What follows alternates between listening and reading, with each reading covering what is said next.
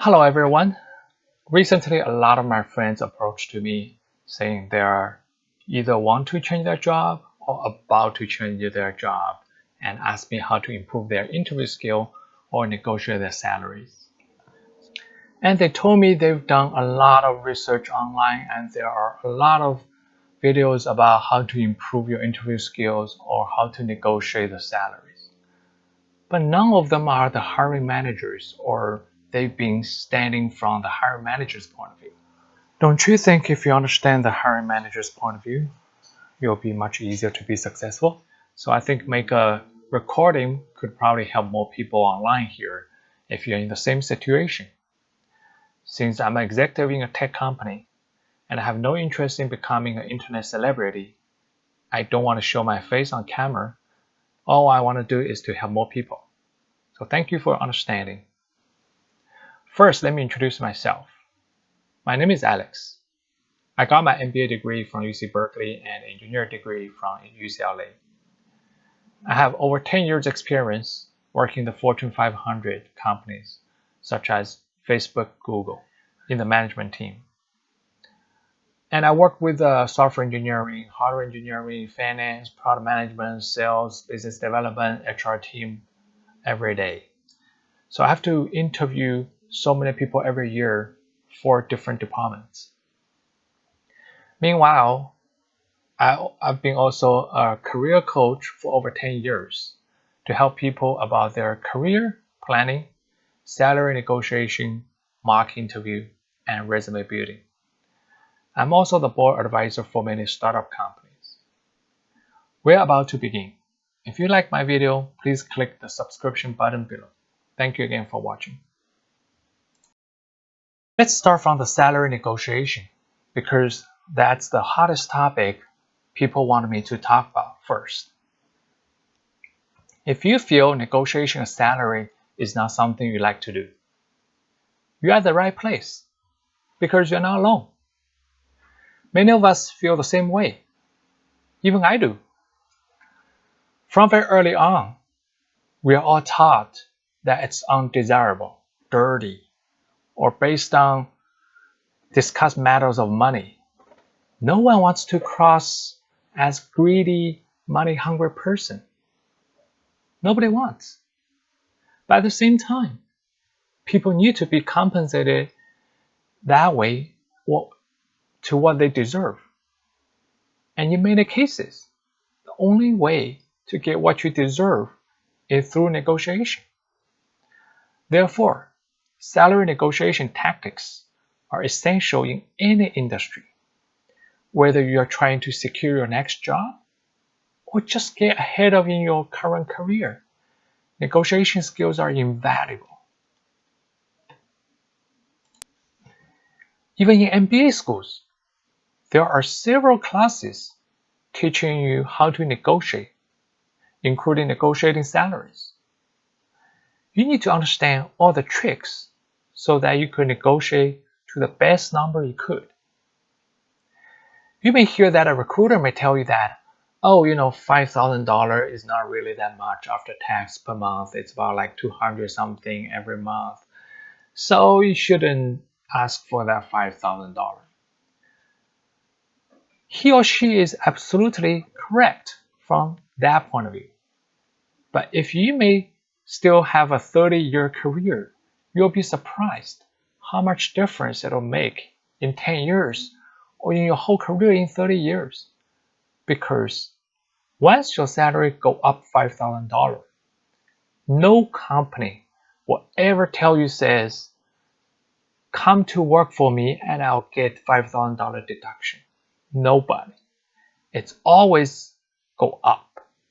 So if your base is go $5,000 higher, your forever career is always going to be $5,000 higher. Now let's say if you negotiated $5,000 higher, we are talking about $5,000 to $10,000 every year in 30 years of compound. The total savings will be almost $238K for the 30 years gain. That's almost a condo in some cities, right?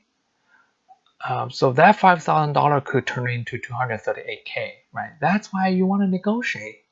But don't fight this reason back to the recruiter if they told you, $5,000 is nothing, blah, blah, blah. Don't fight back. But you should know $5,000 matters of $238,000 in your mind. Even though we know in 30 years, $238,000 is a big number. But still negotiating a salary is uncomfortable. It's awkward and stressful. I get it. Many people would love to avoid it at all costs, even though it's a big number.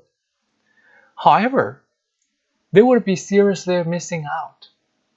The fact is, most negotiations are quick and painless, and in most cases, the employer is expecting it. In addition, negotiating your salary shows employers that you know how much you're worth and your confidence in your skills, and can bring that confidence to your job and improve their business.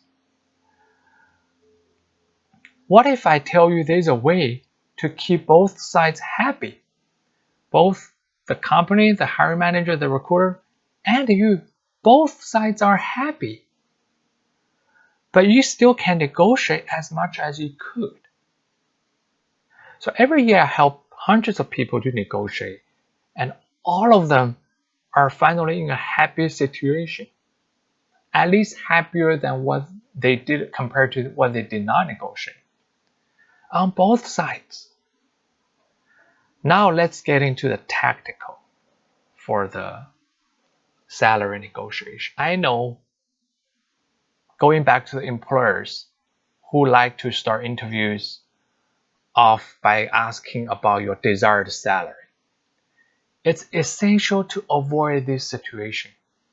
It's best to avoid talking about money at all until you or your employer put forward a working offer.